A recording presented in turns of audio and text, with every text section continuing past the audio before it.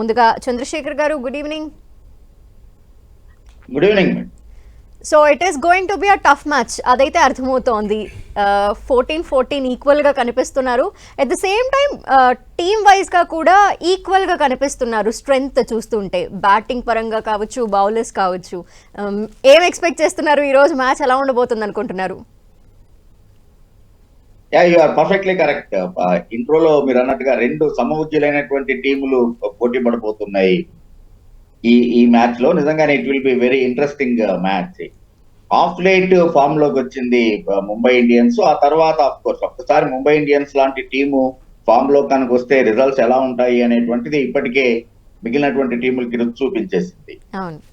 Gujarat more or less ఒక రకమైనటువంటి consistency తోటి సీజన్ ని ముందుకు సాగు చేస్తూ ఉంది.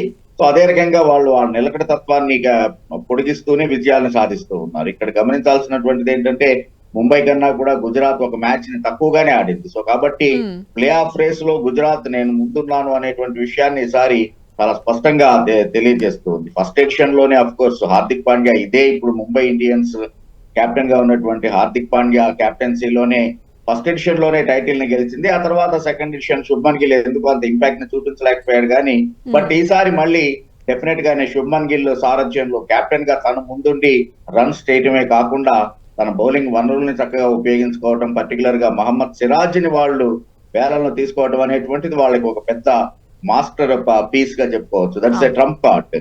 సో ఆ రకంగా వాళ్ళ బౌలింగ్ వనరులు, ఈవెన్ సాయి కిషోర్ లాంటి ఒక నాణ్యమైనటువంటి స్పిన్నరు ఫుల్ కోట ఓవర్లు వేయాల్సినటువంటి అవసరం లేకుండానే వాళ్ళు విజయాలను సాధించుతున్నటువంటి విషయాన్ని మనం గుర్తుపెట్టుకోవాలి. అఫ్ కోర్స్ రాజస్థాన్ రాయల్స్ తోటి జరిగినటువంటి ఒక్క మ్యాచ్ ని కనుక వైభవ్ సూర్యవంశీ అద్భుతమైనటువంటి సెంచరీ చేశాడు. ఆ ఒక్క మ్యాచ్ ని మినహాయిస్తే కనుక మిగిలినటువంటి బౌలర్లు చాలా అద్భుతంగా ఉన్నారు. కాకపోతే గుజరాత్ విషయంలో కొంచెం కన్సర్న్ ఏంటి అంటే టాప్ 3 మాత్రమే రియల్ గా టెస్ట్ కి గురయ్యారు. బట్ మిడిల్ ఆర్డర్ ఇంకా అంత ఇదిగా పర్ఫెక్ట్, అంటే ఒక క్రంచ్ సిచ్యువేషన్ లో ఎలా వాళ్ళు రెస్పాండ్ అవుతారు అనేటువంటిది టెస్ట్ చేయబడలేదు.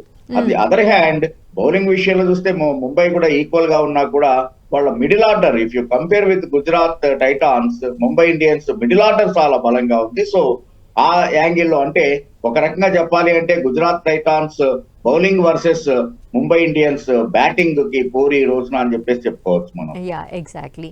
అండ్ మీరేమంటారు మాజిద్ గారు?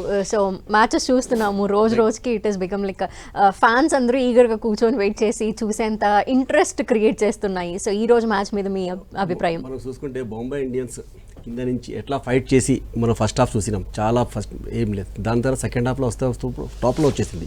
బట్ ఈ మ్యాచ్ మనం చూస్తే చంద్రశేఖర్ సార్ ఒక మాట మంచిగా, గుజరాత్ కన్సిస్టెన్సీ ఆడుతూ గెలిచింది. లాస్ట్ ఒక్కటే మ్యాచ్ పోయింది. బట్ ఈ మ్యాచ్ మనం చూసుకుంటే నాకు బాంబే కొంచెం స్ట్రాంగ్ కనిపిస్తుంది. మిడిల్ ఆర్డర్ చాలా స్ట్రాంగ్ ఉంది బాంబే. వీళ్ళ దగ్గర సాయి సుదర్శన్ కానీ శుభం గిల్ కానీ ముగ్గురు ఆడుతున్నారు. బట్ ఇలా బాంబే దగ్గర bowling is very good bowling. Bumrah వచ్చిన తర్వాత టీంలో బ్యాలెన్స్ అయిపోయింది. And Karan Sharma also bowled very well. Impact player ఆడుతున్నాడు కరణ్ శర్మ. తో గుజరాత్ కొంచెం ఇక్కడ కొంచెం నాకు మిడిల్ ఆర్డర్ లేదు గుజరాత్లో. ఆ షారూఖ్ ఖాన్ ఉన్నాడు, రాహుల్ తెవాతియా, బట్ పర్ఫార్మెన్స్ లేదు. ఫస్ట్ ఎవరెవరు ఆడుతున్నారు టాప్ ఆర్డరే ఆడుతున్నారు. మిడిల్ ఆర్డర్ ఇప్పుడు దాకా ఛాన్స్ రాలేదు. అదే ఇక్కడ చూసుకోండి, తిలక్ వర్మ కానీ సూర్యకుమార్ అది అన్ని రికల్టన్స్ కానీ top order. Rohit Sharma first హాఫ్లో 2-3 మ్యాచ్లు, దాని తర్వాత super inning, all the great innings అనుకోండి. నిన్ననే మన ఇంగ్లాండ్ టీంకి కూడా గోయింగ్ టు క్యాప్టెన్సీ అది కూడా వచ్చింది మనకి. సో ఐ థింక్ కొంచెం బాంబేకి బ్యాలెన్స్ కనిపిస్తుంది నాకు యాజ్ ఏ నేను గుజరాత్ ఫ్యాన్. బట్ బాంబే ఇక్కడ కొంచెం స్ట్రాంగ్ కనిపిస్తుంది బౌలింగ్ కానీ బ్యాటింగ్ కానీ.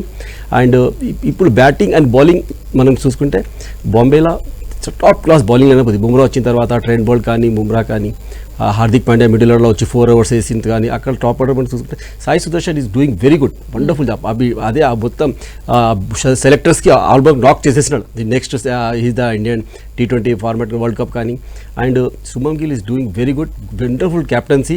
అండ్ రాహుల్ తెవాతియా అక్కడ నాకు ఈ మ్యాచ్లో కానీ షారూఖ్ ఖాన్ కానీ మిడిల్ ఆర్డర్ రషీద్ ఖాన్ అంత ఫామ్లో ఉన్నాడు. మనం లాస్ట్ 2-3 ఇయర్స్ చూస్తున్నాం. ఆ సిరాజ్ చాలా మంచి ఫామ్లో ఉన్నాడు సిరాజ్. అదే మన Prasidh Krishna doing very good. Rabada, Ishant Sharma impact ప్లేలో బౌలింగ్ వచ్చి ఆడుతున్నాడు. బట్ ఆ ఏజ్లో ఆ పేజ్ కన్సర్న్సీ ఇషాంత్ శర్మ కూడా ఉంది. సో ఈ మ్యాచ్ అంటే one of the best match అనుకోండి. మీరు లాగే సెమీఫైనల్స్ ఫైనల్స్ లాగా మ్యాచ్ ఉంటుంది ఇది బాంబేలో. అది కూడా బాంబేలో అందరు చూస్తున్నారు. So one of the best match అనుకుంటే IPL ఈ మ్యాచ్.